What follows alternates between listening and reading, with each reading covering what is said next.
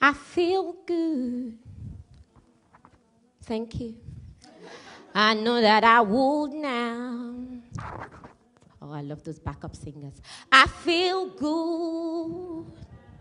Thank you. I know that I would now. So good.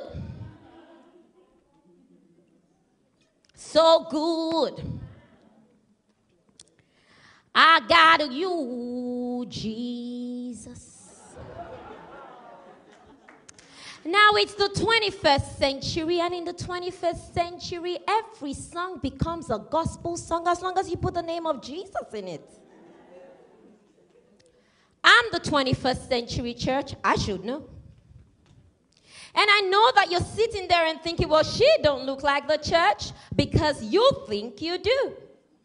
I mean, you're sat there in your high heels, embroidered hats, and lovely suits all nicely put together. But from where I'm standing, I see backbiting bishops.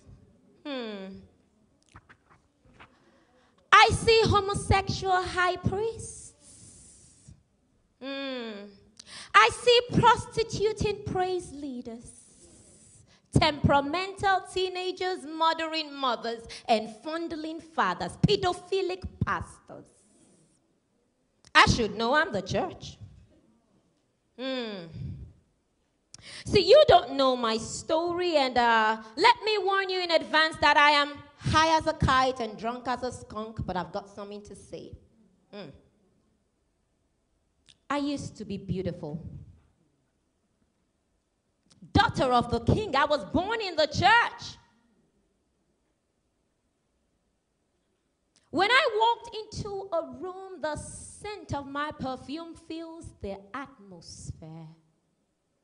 And that was when he noticed me. I mean, you could say he was familiar. You could even say I cared about him because I stirred soup to minister to him. And that was when he touched me. At first, there was the element of surprise, then the threat of injury, and then the fear of death.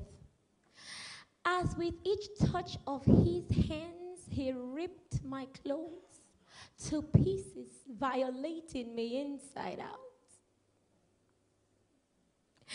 I mean, I lay there, wrinkled linen, my hair in total disarray, my mind out of perspective, my hands cold and my heart warm. My femininity had been crushed like a rosebud, tears falling down my eyes like rain on a window pane. He had violated me. I got out of that bed, and for every night out of that night, after that night, I went to bed with my body at sleep, but my mind at war. Because I saw him in my dreams violating me over and over and over and over again. I would wake up screaming out of my nightmares and go under the shower to have a hot bath and scrub the stench of him off of me. And so now I'm emotionally numb and psychologically scarred. I'm physically isolated. But I come to church just like you. I put the Mary Kay on to cover the pain and the lip gloss to cover the shame. I'm a real woman. What do you do when you're violated by your own pastor, abused by your husband, and raped by your brother? I tell you today, let's be real, ladies. Pain is no respecter of persons. It knows no culture, and it's peculiar to the carrier. I'm the church, and I'm hurting. I'm in pain. So these days I go about in reckless abandon, stepping from place to place, relationship after relationship, looking for some peace, love, or joy.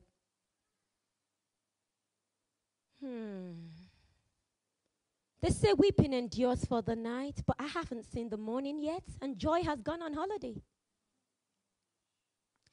I'm stuck in transit, right there in that dark tunnel.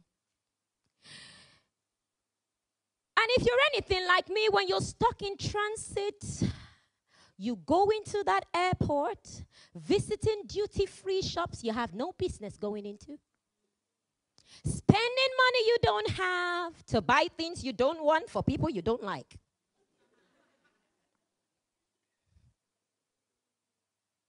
And so I've gone from man to man and place to place. You know, every man gets into a marriage wanting the real deal, so they get married to the ideal. Now they're going through an ordeal trying to find a new deal.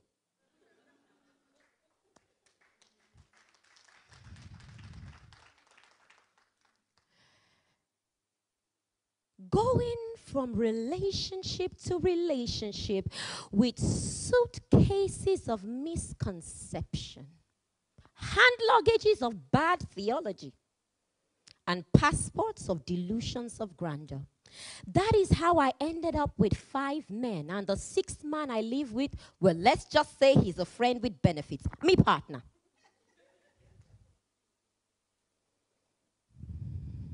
And so I wandered over to a conference like this one day to fetch. You've come to fetch just like me. And when I got to the well that day to fetch, I met yet another man. And you know my opinion about men.